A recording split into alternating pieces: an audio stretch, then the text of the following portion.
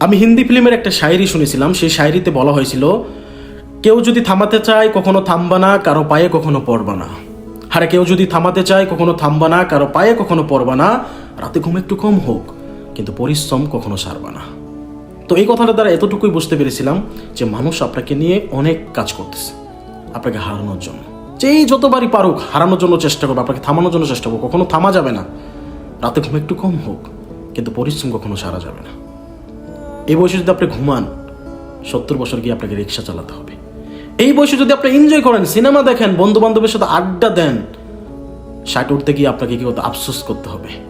আফসোস করতে হবে যে আমি কি করেছিলাম। আমাকে যদি আবারও 20 থেকে 25 বয়সে একজন ইয়ংস্টার বানিয়ে দেওয়া হয়, আমি ফাটিয়ে ফেলব। সো টাইম ওয়েস্ট করা যাবে না, এখনই পরিশ্রম করতে হবে। মানুষ আপনাকে নিয়ে সমালোচনা করতেছে, করুক, করতে দেন রে ভাই, করতে দেন ভাই। আমার পিছনে লোক নাই, অনেক অনেক available, but I don't care. আমি আমার গোলে, আমার ফোকাসে, আমি ফিউচারে, আমার লাইফে আমি কেয়ারফুলি। আমাকে কেউ কিছু করতে পারবে না। এইভাবে আপনি একটা সিদ্ধান্ত নেন। মানুষ অনেক কথা বলুক, অনেক কথা বলুক, অনেক সমালোচনা করুক, আপনাকে সফল হয়ে দেখাতে হবে। এই প্রতিজ্ঞা করেন, দ্যাটস এনাফ। আর কিছু করতে হবে না। ধন্যবাদ সবাইকে।